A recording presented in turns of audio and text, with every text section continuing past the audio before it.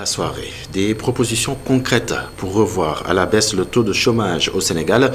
Le Conseil national du patronat, par la voix de son secrétaire général, dit en avoir mieux. Cheikh Hamidou Diop explique qu'un dossier exhaustif sur la question se trouve sur la table du chef de l'État. Il s'est arrêté sur quelques points dans son entretien avec Hassan Gueye, suivant les précisions. On a mis ça sur la table du gouvernement déjà. On a dit ça. Hein. Nous avons un document que nous avons transmis au chef de l'État, que nous avons transmis également au Premier ministre et au ministre de l'économie. Donc, pour toute la question de l'emploi, vous avez des propositions concrètes que nous avons faites. Si je donne un exemple, dans le domaine vous savez, le BCI, c'est le budget consolidé d'investissement. Nous avons dit, au niveau du BCI, normalement le BCI doit être exclusivement réservé aux capitaux nationaux. Or, pour faire des travaux routiers, vous allez prendre une entreprise chinoise qui vient, pour ne pas nommer la Chine, elle exécute des travaux, après elle s'en va. Donc les jeunes qu'elle a pris, ils disparaissent. Or, c'est de l'argent du Sénégal. Vous prenez par exemple les centres d'appel, mais les centres d'appel, c'est énorme ce que ça peut créer comme emploi. Mais on n'exploite pas aujourd'hui suffisamment les centres d'appel. Au Maroc, à l'île Maurice, c'est des milliers d'emplois qui sont créés à travers les centres d'appel. Et ce que les gens également doivent comprendre, c'est que aujourd'hui, avec le numérique, nous sommes dans ce qu'on appelle le travailleur transfrontalier. C'est-à-dire que le travailleur, il est au Maroc, il est aux États-Unis, et il gagne sa vie ici. Aujourd'hui, c'est ça. Et c'est un enjeu considérable. Il faut que notre jeunesse se prépare dès à présent à ce qu'on appelle les e-métiers. Et c'est ça. Il y a de nouveaux métiers, il y a de nouvelles formes de travail, et il faut aller très vite dans ça. Assise de l'entreprise, une ambition du Conseil national du patronat, qui sera donc un moment de réflexion entre entrepreneurs et autres participants sur le thème contenu local et le partenariat public-privé. Une occasion qui servira également de cadre au CNP pour plaider en faveur d'une loi de portée générale sur le contenu local. Nous suivrons toujours les précisions du secrétaire général du CNP, invité du jury du dimanche. Les assises, c'est d'abord un moment fort de communion, déjà entre les entrepreneurs. C'est pratiquement 5000 chefs d'entreprise et participants. Donc et vous avez 8 événements qui se tiennent en même temps au King Fahd Palace, où le thème qui a été choisi, c'est le partenariat public-privé et le contenu local. Dans ce cadre-là, comme vous le savez, il y a eu beaucoup d'acquis dans notre système de passation des marchés, également au niveau du dispositif réglementaire et institutionnel régissant les partenariats publics-privés. Il y a des acquis, mais ce n'est pas suffisant. Et pour compléter ce dispositif-là, la question du contenu local est au centre. Donc, ce que nous disons à travers le contenu local, c'est qu'il faut une loi de portée générale. Vous avez le contenu local dans le secteur du pétrole et du gaz, ça existe. Mais dans les autres secteurs, il n'y a pas de contenu local. Il y a les mines également, mais les autres secteurs, il n'y en a pas. Donc, il faut une loi de portée générale sur le contenu local qui permette une déclinaison sectorielle dans les différents secteurs d'activité stratégiques pour notre pays et porteurs de croissance. Si vous ne l'avez pas, vous ne pouvez pas promouvoir tel ou tel secteur et forcément, vous n'avez pas un secteur productif national fort qui met à l'abri ce pays d'incertitudes qui peuvent arriver ou à n'importe quel moment, qui sont là. Pendant ce temps, à Kaolack, les agents des mutuelles de santé étaient en assemblée générale. Ils ont exigé de meilleures conditions de travail à côté de l'abrogation du décret portant création de l'agence de la couverture maladie universelle signé par le président sortant. La réclamation de leurs indemnités a aussi figurer en bonne place sur la liste de leurs revendications. Plus de précision avec Ndeye Bintombo, c'est son nom.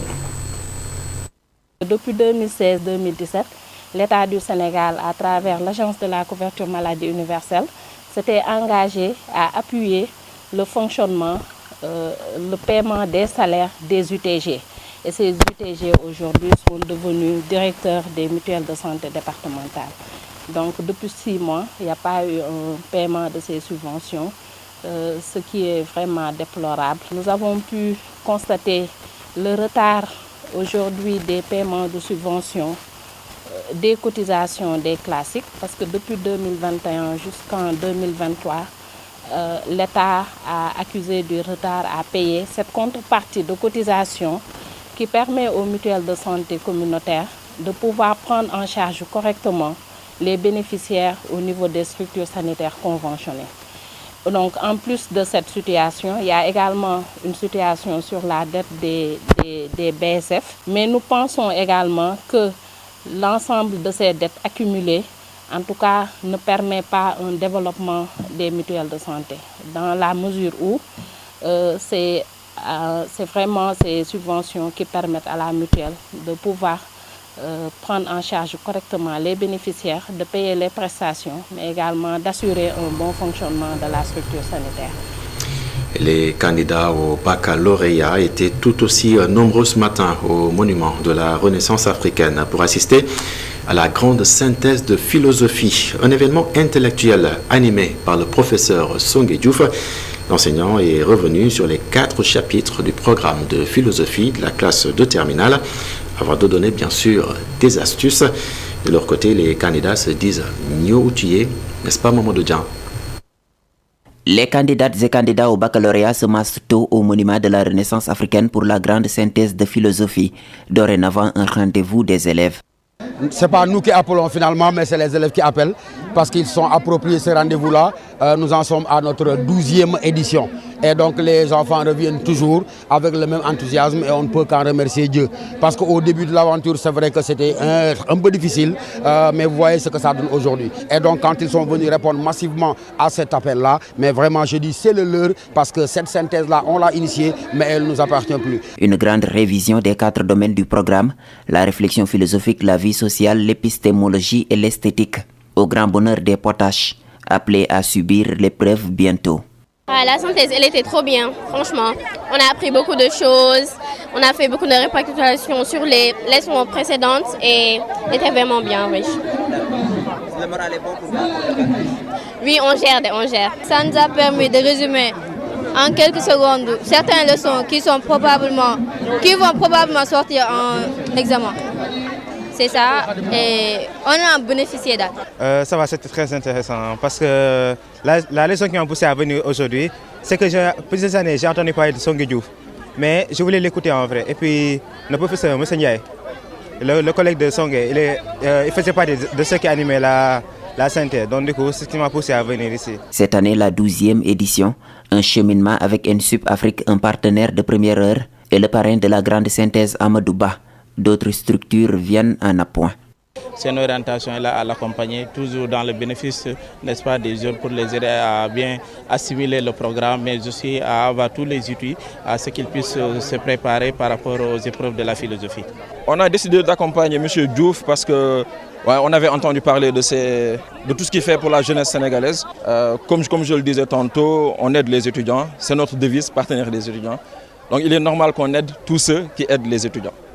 Professeur Songué Diouf n'a pas manqué d'envoyer aux élèves quelques indications pour réussir les épreuves. C'est de rester eux-mêmes et de se rendre compte que le bac n'est pas un concours, mais c'est un contrôle de connaissances.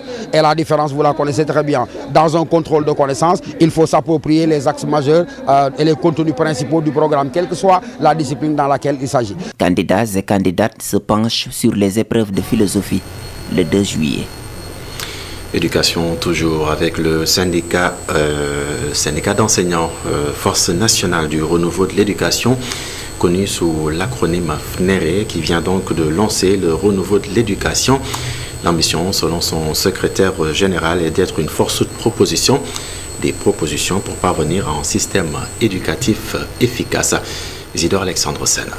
À la place d'un système éducatif, le renouveau de l'éducation veut une société de l'éducation. Le glissement sémantique est intéressant parce qu'une société, ce n'est pas tout simplement un système.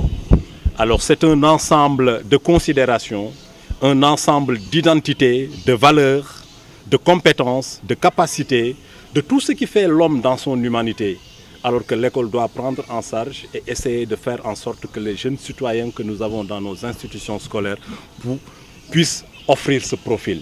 Loin d'être un syndicat, le renouveau de l'éducation est une entité de proposition. C'est normal, c'est bien parce que c'est de notre droit, encadré par la Constitution et les institutions internationales. Mais le plus important, moi, nous considérons, et c'est ça qui nous faisons mouvoir, que le syndicat doit être une force de proposition. Oumar Seck pense que la qualité de l'éducation est altérée et il faut y remédier. La société ne peut pas imposer de nos élèves des valeurs que l'école ne porte pas. Parce que c'est le moule qui forme le citoyen de demain. Alors cette école, elle est sérieuse. Nous, en tout cas, nous considérons que c'est une affaire très sérieuse, l'éducation de nos enfants. Nous avons déjà, depuis très longtemps, pensé qu'il fallait un renouveau de l'éducation. En tous les cas, le ministère de l'Éducation nationale salue l'initiative du secrétaire général du FNR. Je dis qu'effectivement, c'est une belle et pertinente initiative. Parce que tout simplement, comme il vient de le dire, le ministre de l'Éducation nationale, une fois en fonction, a partagé sa vision avec les autorités scolaires, avec les syndicats et les autres partenaires. Heureusement qu'il a su prendre la balle au rebond. Oumar Seck et ses camarades comptent déployer d'autres énergies pour vulgariser davantage l'esprit du renouveau de l'éducation, un esprit qui se veut inclusif. Et puis retenez que la réussite n'a absolument rien à voir avec la classe sociale. C'est ce que les responsables de l'organisation du génie en herbe de l'IEF Mbour 2 ont voulu faire comprendre aux élèves en choisissant donc le président de la République, Bassirou Diomaye Diakhar Faye, comme parrain de la finale départementale. Elle a eu lieu hier à Thiadiaye, Mountaga Kane, pour plus de précision. La finale s'est soldée par la victoire de l'école Thiadiaye 3 sur celle de Santhie 3 de Joal. Pour les organisateurs, le résultat importe peu face aux multiples bienfaits de la compétition. Le parrain de cette finale se trouve être le président Diomaye Faye, un signe fort pour les élèves. Et aujourd'hui, nous sommes venus ici à Ndiaganiao, comme on l'a fait dans toutes les autres communes qui regroupent l'IEF de Mbour 2, pour célébrer aujourd'hui la fête ici et choisir un parrain qui est le président de la République, qui est un socle sur lequel les enfants peuvent s'appesantir vraiment pour être les leaders de demain. Leur montrer aussi qu'on peut être issu d'une famille modeste, voire même pauvre, et devenir quelqu'un qui peut servir son pays à travers l'éducation. Pour lui, l'utilité de cette compétition n'est plus à démontrer. Nous sommes vraiment satisfaits parce que ce n'est pas aujourd'hui qu'on organise une finale de génie en herbe. Et on peut en citer beaucoup d'élèves qui sont passés par ces compétitions-là et qui sont devenus aujourd'hui des cadres au niveau de l'administration sénégalaise. Et ces élèves, nous les voyons et nous en sommes fiers. Qui plus est, l'année dernière, l'IEF de Mbour 2 était en première position au CFE, au niveau régional. La preuve en est que l'année dernière, l'IEF de Mbour 2 a été le premier au CFE au niveau régional. Et pourquoi? Grâce au génie en herbe. Les petits génies en herbe demandent au président de la République de leur permettre de visiter le palais. On demande au président de la République d'accorder une visite au palais de la République. On veut visiter le palais. La fête a été belle, mais pas suffisamment pour masquer les difficultés auxquelles les organisateurs font face. Malgré l'importance de ces compétitions, certains parents se montrent réfractaires à la participation de leurs enfants. En plus, les encadreurs éprouvent d'énormes difficultés pour accéder au site où se déroulent les dites compétitions. Des centaines de personnes ont manifesté ce matin pour exiger la rupture des relations diplomatiques entre l'Israël et le Sénégal. Les manifestants ont annoncé d'autres plans d'action pour continuer de soutenir la Palestine, bombardée au quotidien par l'Israël. Suivant les précisions du professeur Babacar Diop, il s'interroge au micro, il s'exprime au micro de Amadou Barry, qu'il a interrogé. Bien ce sûr. message d'aujourd'hui est destiné au peuple sénégalais, aux peuples africains et au gouvernement africain et au gouvernement sénégalais. Bon, je crois qu'il faut faire plus et mieux pour la solution de la crise palestinienne. Mettre fin à l'occupation de la Palestine. Et je crois que ce genre d'activité est à multiplier jusqu'à ce que le gouvernement fasse un second saut. Le premier saut, c'était à Banjul, apprécié par les peuples africains. Aujourd'hui, la question de la présence de l'ambassade d'Israël au Sénégal, effectivement, est posée. En tout cas, dans un premier temps, il faut marquer le gel des relations et leur demander d'être l'interprète des populations au niveau d'Israël. Si cette autorité ne joue pas le jeu de relais et de transmission de notre message, pourquoi pas ne pas rompre. Mais le gouvernement doit effectivement leur exprimer le point de vue des populations sénégalaises. Si ces manifestants réclament ou exigent la rupture des relations diplomatiques entre le Sénégal et l'Israël, en France, l'on prépare les élections législatives anticipées. Samira Djouani peut faire barrage à l'extrême droite et à la gauche. Face à la presse samedi à Dakar, la candidate de la majorité présidentielle s'est décrite comme celle qui porte donc la voix de tous les Français. Vous aurez son discours bien naturellement dans nos prochaines éditions. Sport à présent pour parler de cette édition pour parler, excusez-moi, de la finale des phases départementales de l'ODCAV 1 Matam. Elle s'est jouée donc hier au stade régional. L'ASC Ndar de Boki-Diawé a battu donc l'ASC Diabé Sala de Tilogne au tir au but. Selon l'entraîneur de Ndar, Vieux Sow, ce ne fut pas un match facile, oui, pour son équipe qui a donc eu de la chance. Selon lui, nous suivons ces précisions interrogées par Amadou Mardiallo. Match metti woon trop joué noonu 90 minutes ñu dem série vraiment Diabé Sala amoon na 3 fois dugal gagné raté préparer phase nationale ak ça n'a pas été facile pour nous. On a joué pendant 90 minutes aux séries de tirs au but. L'équipe adverse avait toutes les opportunités pour gagner et heureusement la chance nous a souri. Nous allons préparer les phases qui vont venir et représenter la région de Matam dignement. Cette fois-ci phase nationale ici nan koy defee fii ci Matam j'espère que am nañu atout te am nañu moyens yëpp pour représenter région de Matam dignement.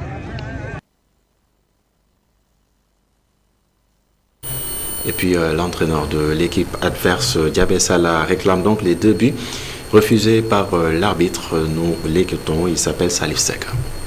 Match bi vraiment ñun ñoo ko moomoon dès le début match bi waroon na jaar sur le terrain bi. Parce que nous pouvions gagner le match sur le terrain. On a marqué des buts et l'arbitre a refusé. Et c'est ce qui nous a fait mal. Et je sais que c'est la loi du football aussi. Je profite de cette occasion pour féliciter l'ASC Ndar de Boki-Diawé et j'encourage mes joueurs. Ils ont bien joué. Mais sant yàlla alhamdulilah yàlla lu dogal moom loolu rek mooy am. te ñu dem tiro bi bu ñu demee tiro bi ñu ñoo njëkk a raté ñu dem ba jëlaat ñëwaat yi.